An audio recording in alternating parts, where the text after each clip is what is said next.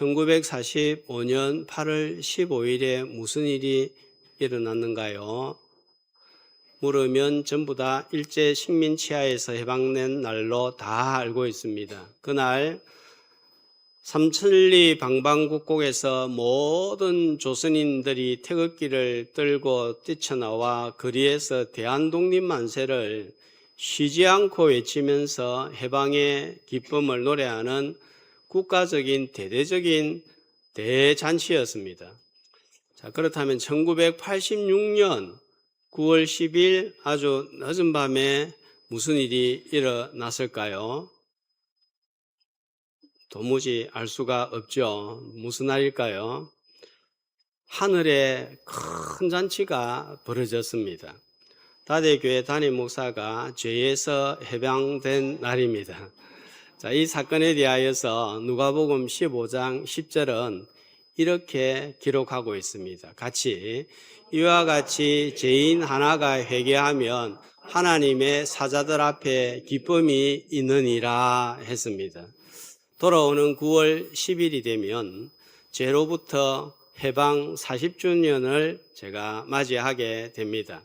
욥기 38장 7절에 보면은 자, 그때의 새벽별들이 노래하며 하나님의 아들들이 다 즐거이 소리하였다 했는데 그때는 언제인가 하면 하나님이 세상을 창조할 때에 하늘에서 천사들이 노래하였던 것처럼 죽었던 한 영혼이 새 생명으로 재창조되는 날에는 하늘의 천사들이 노래하며 잔치를 벌이는 날입니다. 자, 이런 죄로부터의 해방의 역사가 우리 교회 안에서 어린 심령에서부터 작년에 이르기까지 날마다 일어나서 날마다 하늘의 잔치가 일어나기를 소망합니다. 시편 107편은 이스라엘 백성들이 바벨론에서 해방되어 돌아온 것을 기뻐하며 감사하며 기록한 시입니다. 1절과 2절 말씀을 보시면 시작이 어떻게 되고 있죠? 여호와께 감사하라. 왜냐하면 선하시며 인자하신 하나님이 이스라엘을 속량 구원하셨기 때문이다 하는 것입니다.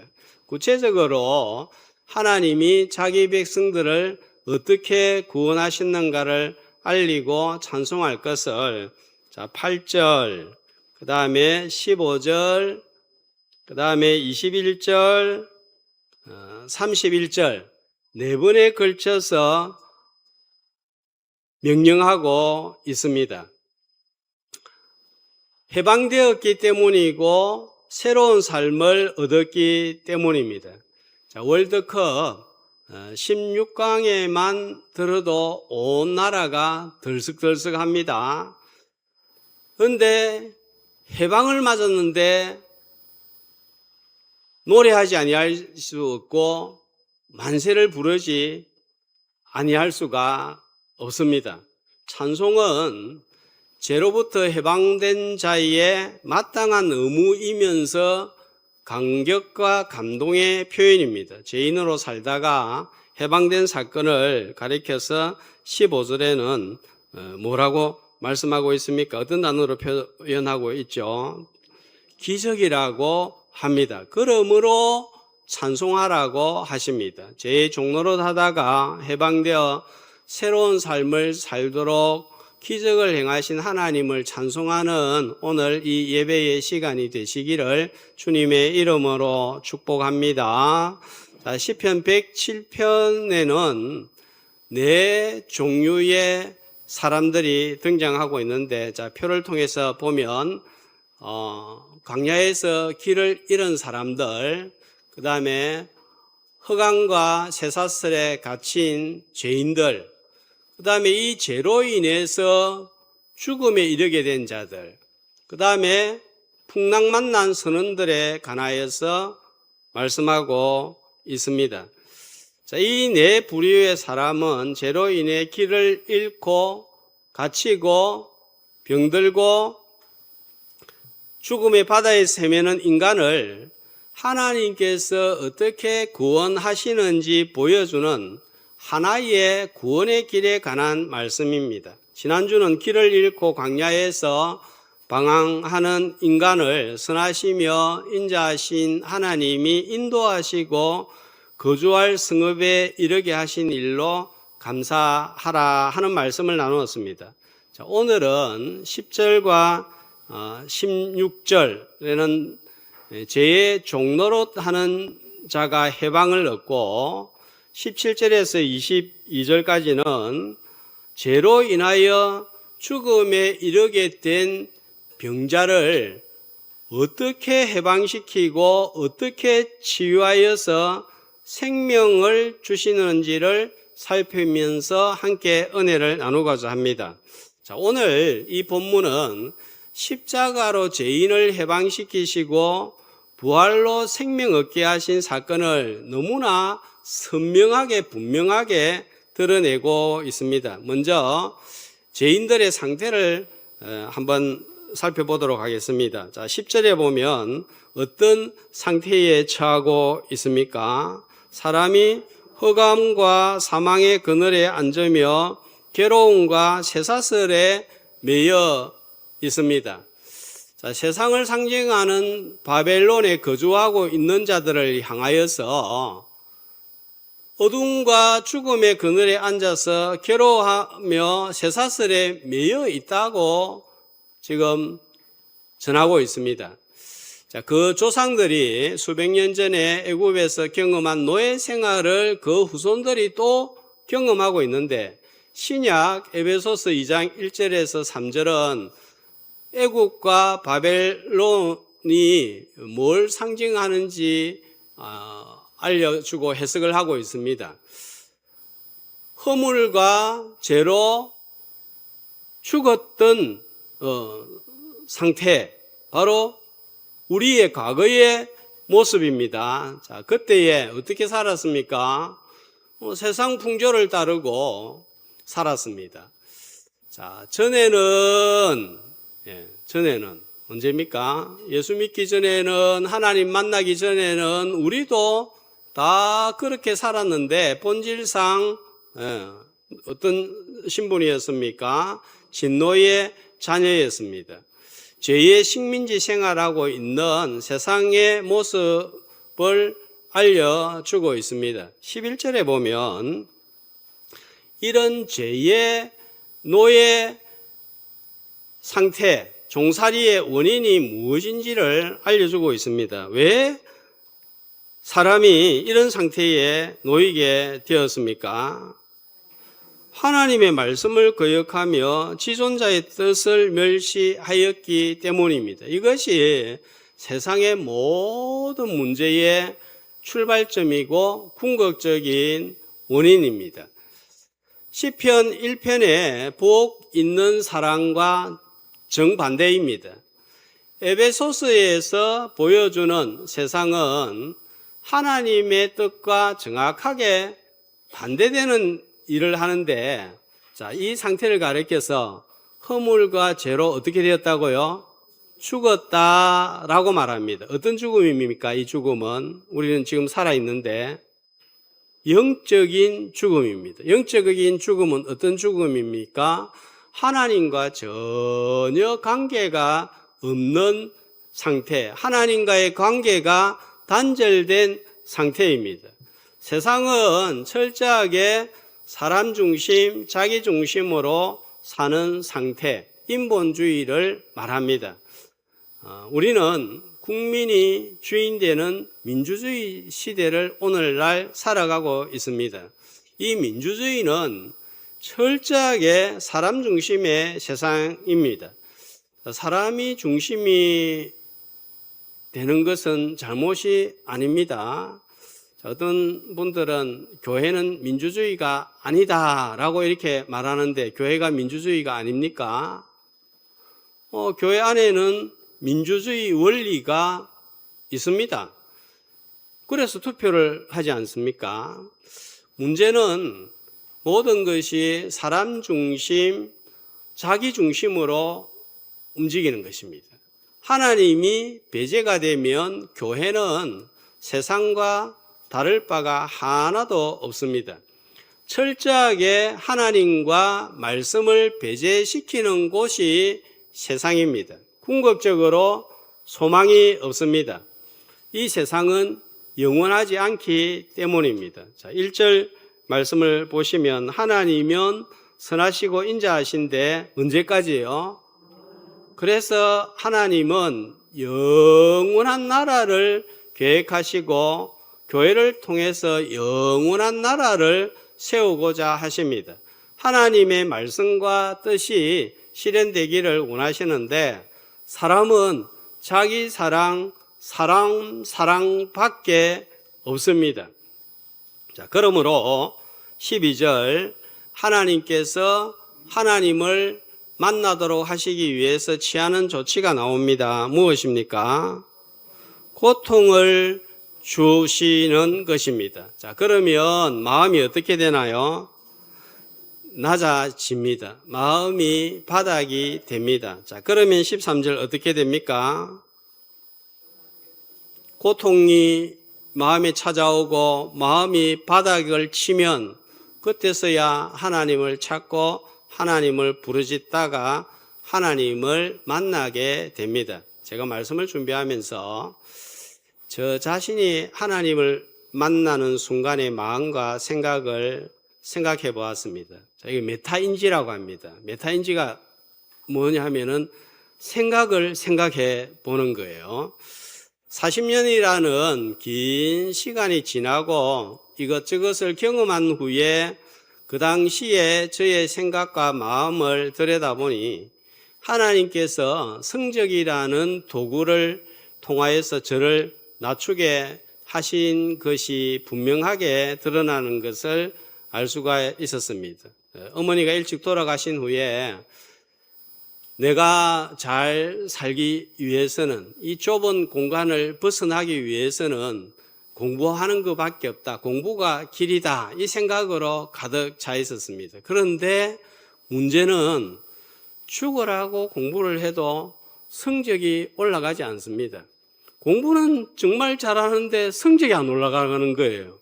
이게 문제였습니다. 자, 학력고사 시험날이 다가오니까 불안하고 초조하고 지금 생각해 보면 엄청난 스트레스에 시달렸다는 것을 알게 됩니다. 그때 누군가가 하나님이 사람을 창조했다는 말이 떠오르니까 제 속에서 분노가 치밀어 올랐습니다. 그러면 하나님이 사람을 나를 창조하지 않았다면 이런 불안과 초조도 없고 스트레스도 없었을 텐데 하나님이 세상을 만들고 사람을 만들었고 나를 만들었기 때문에 내가 이렇게 괴롭게 보내고 산다는 말인가? 이 모든 괴로움의 원인은 그러면 하나님이라는 이런 생각에 도달을 하게 되었습니다. 참 희한하죠, 그죠? 이런 모습이 하나님과 단절되어서 영적으로 사고가 생각이 마음이 죽은 상태이고 11절 흑암과 사망의 그늘에 앉아서 공고와 쇠사슬에 매인 상태입니다. 하나님의 말씀을 거역하고 하나님의 뜻을 멸시하는 마음입니다. 그런데 희한하게도 이 교회 나가는 친구가 아주 공부를 잘하는 것을 보면서 신앙적인 도움을 받을 수 있지 않을까 하는 기대감에서 가까이 하고 싶은 마음이 생겼습니다. 그러니까 한쪽에서는 하나님에 대한 반항적인 생각이 일어나고 또 다른 한쪽에서는 신앙에 대한 호기심이 동시에 생기는 충돌 모순이 내부에서 일어나면서 막 싸우고 있는 그런 현상이 벌어지고 있었습니다. 자, 이러는 가운데 가까이 친구에게 다가갔더니 하는 말이 너는 죽으면 구원받을 수 있느냐 하는 질문을 했고 그 질문에 답을 하지 못했습니다.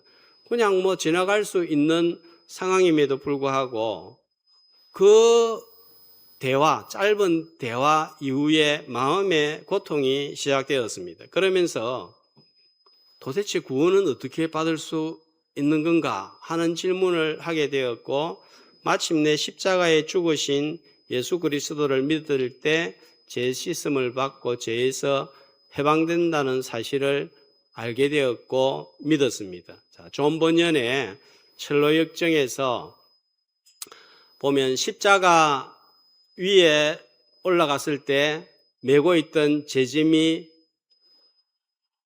저렇게 떨어져 버리는, 굴러가 버리는 그런 해방을 맛본 거예요.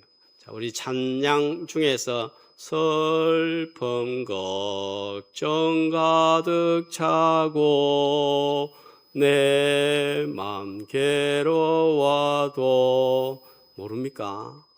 전혀 처음 듣는 것처럼 하는데, 갈보리 십자가 위에서 제 짐이 풀렸네, 영원한 갈보리, 오 영원한 갈보리 제 짐이 풀렸네, 해방되었네, 이렇게 찬송하게 되었습니다. 사도행전 16장 14절 15절에 나오는 루디아의 마음을 주께서 열어서 바울이 전하는 말씀을 듣고 하나님을 따르게 하신 그 주님이 저의 마음에 논문을 깨뜨리시고 새 빗장을 열고 예수 그리스도를 구주로 믿게 하셨습니다.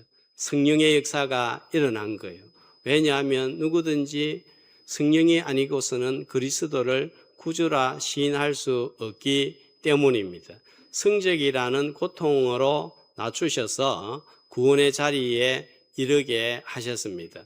하나님은 우리의 마음을 낮추시기 위해 종종 고통과 절망이라는 반갑지 않는 도구를 사용을 하십니다. 학생들에게는 성적이라는 수단, 또 어떤 분들은 자녀라는 수단, 또 어떤 분들은 부도나 사기나 큰 손실이라는 도구를 사용을 하십니다.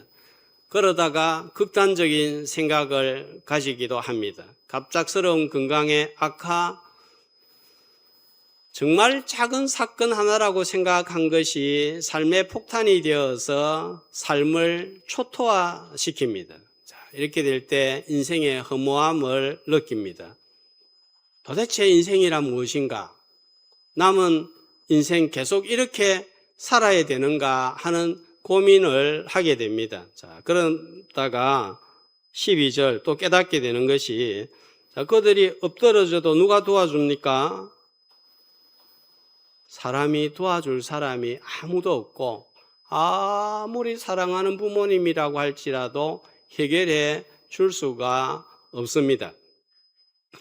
이것을 깨닫고 하나님을 만난 분들도 있을 것입니다.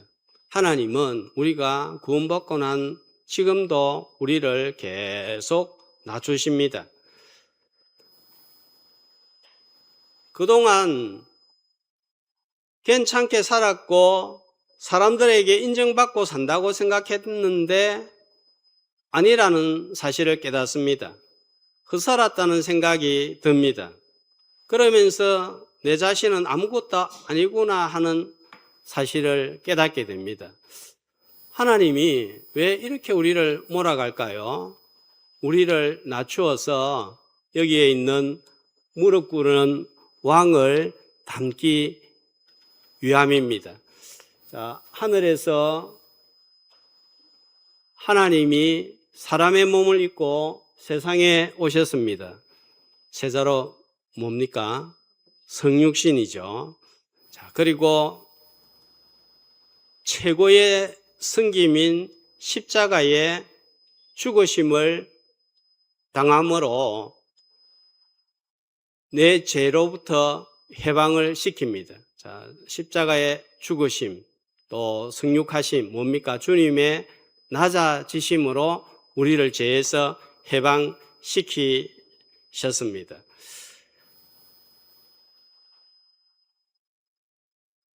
절망, 어두운 눈물 없이 승승장구했다면 우리 어떻게 되었을까요? 승승장구하지 않아도 남들 우습게 생각하고 무시하는 말을 남발하는데 자리까지 높아지고 가진 것까지 많아졌다면 어떻게 되었을까요? 어떻게 될 것 같아요? 고통을 주어서 돌같이 굳은 마음을 깨뜨려 어린아이 살같이 만들어 말씀이 들리게 하고 자기를 포기하고 참왕의 모습을 담는 자로 우리를 빚어 가십니다.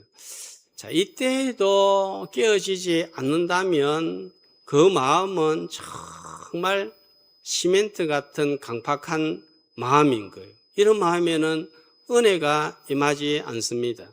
은혜가 임하지 아니하면 사람이 변하지 않습니다. 15절 말씀을 보시면 죄의 종살이에서 해방되어 하나님과의 관계가 회복된 이 일을 가리켜서 뭐라고요? 기적이라고 합니다. 내 자신이 교회를 다니고 예배하는 자신을 보면 신기하고 신비한 생각이 들지 않습니까? 가끔 저는 생각합니다. 내가 만약에 목사가 되지 않았다면 무슨 일을 하고 있을까요?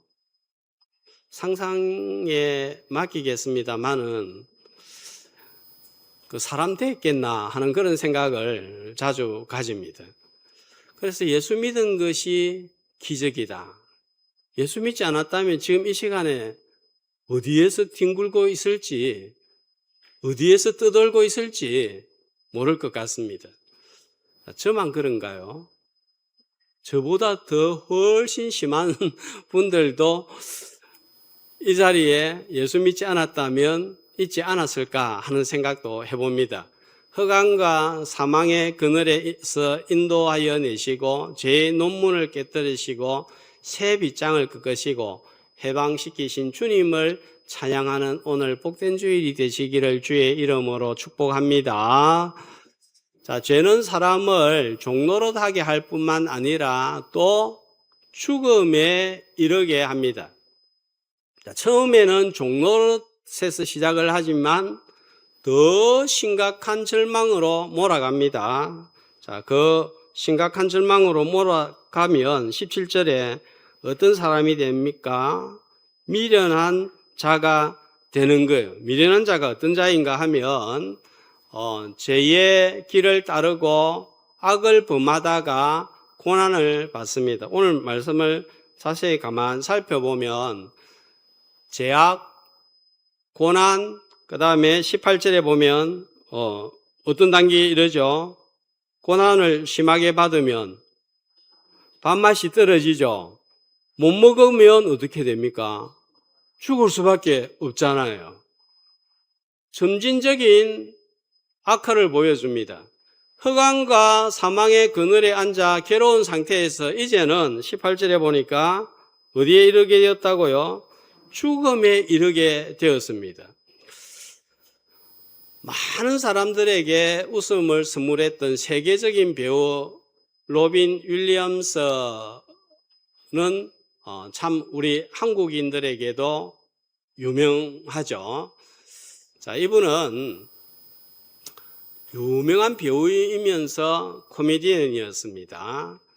구들 헌팅 유명합니다. 죽은 시인의 사회, 알라딘, 미세스 다운파이어 같은 영화로 많은 사람들에게 웃음과 감동을 선사했지만 정작 본인은 웃음 가득한 행복한 삶을 살지 못했습니다.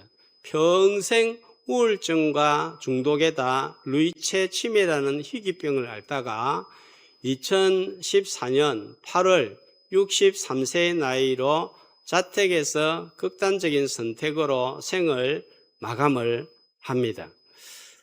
이는 비단 이 배우에게만, 코미디언에게만 해당되지 않습니다. 모든 인생을 향한 말씀입니다. 자, 나이가 들고 병이 들고 음식을 먹지 못하다가 결국은 어떻게 우리가 마무리하게 되죠? 죽음으로 끝이 나는 것은 인생의 변함없는 진리입니다. 생로병사는 성경 밖에서도 증거하고 있습니다. 죽을 위경에 빠진 상태가 인간이 직면한 근본적이고 근원적인 문제입니다. 자, 이런 죽음에 이르게 된 인간을 건지시기 위해서 하나님이 20절에 보면 조치를 취하십니다. 고치셔서 생명을 주는데 그 방법이 무엇입니까? 말씀을 보내어 하는 것입니다. 자, 이 20절 말씀은 시편 107편의 43절대 9절 중에서 제일 하이라이트가 되는 말씀이 되겠습니다. 다음 기회가 되면 좀 자세하게 다루기로 하고 오늘은 개괄적으로만 전달하도록 하겠습니다. 우리를 죄의 질병에서 고치시고 죽음 대신에 생명을 허락해 주신 하나님의 방법은 바로 말씀을 보내시는 거예요. 자, 이 말씀을 구절을 생각하면 떠오르는 신약의 말씀은 어떤 말씀입니까? 이제 저하고 오랫동안 말씀을 듣고 이렇게 나누었다면 이 말씀과 신약의 어떤 말씀이 연결이 되어야 되는데 어떤 말씀이 생각이 납니까? 어느 신약 성경 구절입니까? 그렇죠. 요한복음 1장 1절에서 3절 태초에 말씀이 계시니라. 이 말씀이 하나님과 함께 계셨으니 이 말씀은 곧 하나님이시니라 했습니다. 자, 그리고 이 말씀이 육신이 되어 우리 가운데 거하심에 내가 보니 은혜와 진리가 충만하더라 했습니다. 고치고 살리기 위해 말씀이신 하나님이 사람의 몸을 입고 땅으로 오셨습니다. 자, 그걸 뭐라고 했죠? 성육신, 죽으심이라는 최고의 섬김으로 죄에서 나를 해방시켰습니다. 낮아지심이라고 했습니다. 그런데 여기에서 끝나지 않았습니다. 머무르지 않았습니다. 자, 죽음에서 어떻게 됐습니까? 부활하시고 그 다음에는요 성천하셔서 지금은 어디에 계십니까? 하나님의 보좌 우편에 계십니다. 부활하심으로 우리에게 생명을 주신 거예요. 자, 주님의 높아지심입니다. 낮아지심만 있었다면 죄에서는 해방되었을지 모르겠지만 생명을 얻을 수는 없었습니다. 그러나 예수님이 부활하시고 다시 살아나심으로 내가 부활할 수 있고 내가 생명을 얻게 된 거예요. 그래서 예수 부활, 내 부활, 예수 생명, 내 생명 이렇게 된 것입니다. 이보다 기쁜 소식은 없습니다. 우리에게 최고의 소식은 예수님의 낮아지심과 높아지심으로 말미암아 죄에서 해방되고 영원한 생명, 영생, 새로운 생명, 새 생명을 얻었다는 소식인 줄로 믿습니다. 이것이 바로 복음인 줄로 믿습니다. 자, 누가 건져주셨습니까? 누가 해방시켜 주셨습니까? 16절에 보면 누가 논문을 깨뜨리시고 세빗장을 끄셨다고요? 그가 19절에 보면 누가 고통에서 구원을 해 주셨습니까? 그가 또 20절에 보면은 누가 말씀을 보내어 우리를 고치시고 생명을 주셨습니까? 그가 22절에 보면 우리가 선포하는데 뭘 행하신 일을 선포하는데 누가 행하신 일입니까? 그가. 그러니까 그가가 4번이나 계속 반복된다는 것은 어떤 의미가 있다 했죠? 반복되니까 중요하다는 거예요. 사람이 할 수 있는 일이 아니라는 거예요. 하나님만 건지셔서 구원하실 수 있다는 거예요. 하나님만 죄에서 해방시키시고 하나님만 구원하셔서 생명을 주실 수 있지 사람이 할 수 있는 일이 아니라는 것입니다. 천사가 할 수도 없습니다. 말씀이신 아들을 보내어서 우리를 건지셨는데 야고보서 1장 18절은 이렇게 해석을 하고 있습니다. 다 같이 그가 피조물 중에 열매가 되게 하시려고 자기의 뜻을 따라 진리의 말씀으로 우리를 낳으셨느니라. 자, 우리는 두 번 태어납니다. 그죠? 육신으로 어머니 뱃속에서 태어납니다. 그 다음에 자, 여기서 낳았다 하는 것은 뭡니까? 거듭나는 걸 말하는 거예요. 중생하는 것을 말합니다. 어떻게 중생했습니까? 진리의 말씀으로, 말씀이신 예수 그리스도로 말미암아. 베드로전서 1장 23절 25절에서는 너희가 거듭난 것이 썩어질 씨로 된 것이 아니요 썩지 아니할 하나님의 말씀으로 되었느니라. 풀은 시들고 꽃은 마르지만 하나님의 말씀은 세세토록 변함없이 있느니라. 그러므로 말씀이 변함이 없기 때문에 말씀으로 얻게 된 구원도 변함이 없고 영원한 거예요. 시편의 1편에 나오는 복이 있는 자가 되게 하셨습니다. 어떤 사람이 복이 있는 사람입니까? 복이 있는 사람은 소극적으로는 악인의 길을 쫓지 아니하고 죄인의 길에 서지 아니하고 오만한 자리에 앉지 않는 것입니다. 적극적으로는 여호와의 말씀을 즐거워하여 주야로 묵상하는 자입니다. 그런 사람은 어떤 사람입니까? 시냇가에 심겨온 나무가 시절을 쫓아 가시를 맺음에 그 잎사귀가 마르지 아니한 같으니 그 행사가 다 형통하리로다 하셨습니다. 이제는 이 복을 누리면서 살아야 되는 거예요. 예수 믿고 난 다음에 이 복을 누리면서 살지 못하면 우리의 영혼은 재미가 없는 거예요. 신앙생활, 교회생활이 재미가 없는 거예요. 말씀으로 우리에게 생명 주신 말씀이신 주님과 날마다 동행하는 삶을 살아야 됩니다. 어떻게 날마다 동행하는 삶을 살 수 있습니까? 매일 성경. 그래서 이게 필요한 거예요. 오늘까지만 판매합니다. 예수님은 눈에 보이지 않습니다. 손에 잡히지도 않고 귀에 들리지도 않습니다. 동행하기 위해서 우리는 기록된 말씀과 선포되는 설교 말씀을 주셨습니다. 이제 예수님은 부활하시고 승천하시고 어디에 계신다고요? 하나님 보좌 우편에 계셔서 뭐 하십니까? 뭐 하십니까? 통치하십니다. 누구를 통치합니까? 자기 백성 성도를 통치하고 교회를 통치하시는데 그 도구가 무엇입니까? 말씀으로 통치하고 성령으로 통치하십니다. 이제는 성령과 말씀으로 우리가 동행하고 살게 하십니다. 이걸 가리켜서 기적이라고 하는 거예요.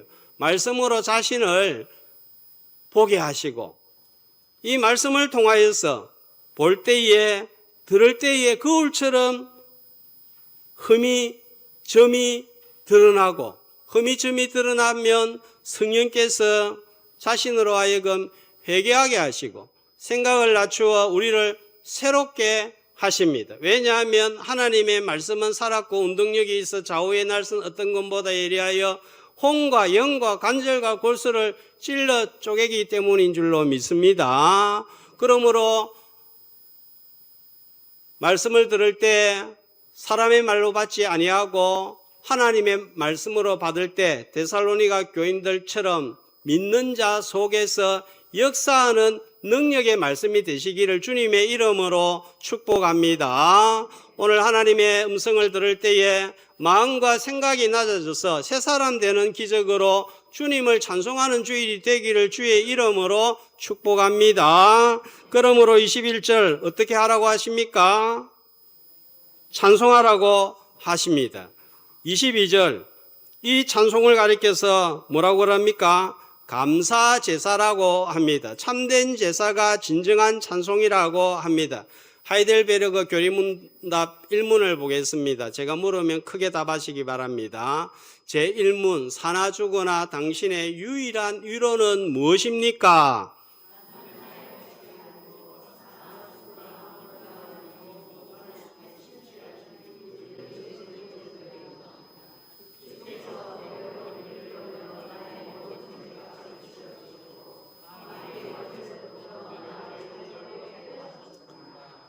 사나 죽으나 우리의 유일한 위로는 뭐라고요?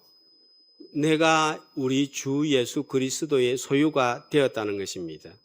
자, 살아서는 돈이 위로가 될 수 있고 사람이 위로가 될 수 있습니다. 그런데 죽어서 돈이 위로가 될까요?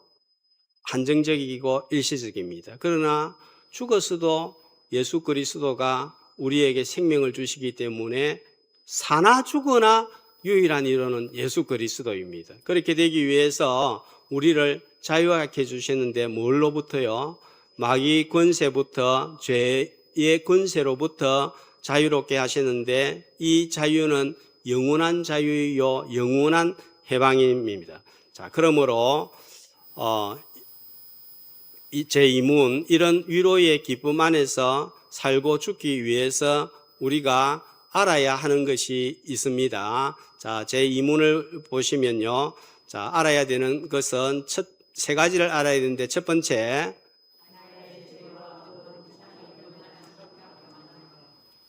얼마나 내가 비참한 존재인지 알아야 됩니다. 둘째, 이 죄에서 어떻게 벗어나는지를 알아야 됩니다. 셋째,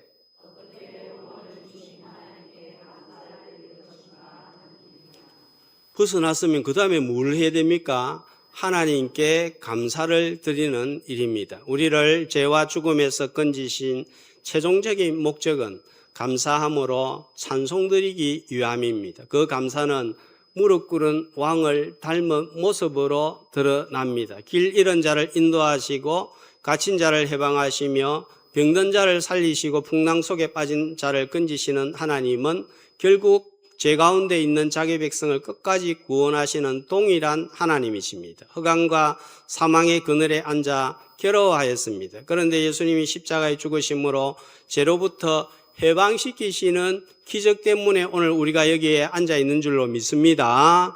미련한 자로서 영원한 사망에 이르게 되었지만 말씀이신 예수님을 보내시고 부활의 기적으로 영원한 생명을 주시는 참으로 기이하고 놀라운 일을 행하셨습니다. 말씀이신 아들을 통해 완전한 해방과 영원한 생명을 주셨습니다. 변하지 않는 구원입니다. 하나님의 인자하심으로 행하신 일입니다. 은혜입니다. 은혜임으로 행하신 기적으로 인하여 감사하며 찬송하는 이 시간이 되기를 주님의 이름으로 축복합니다.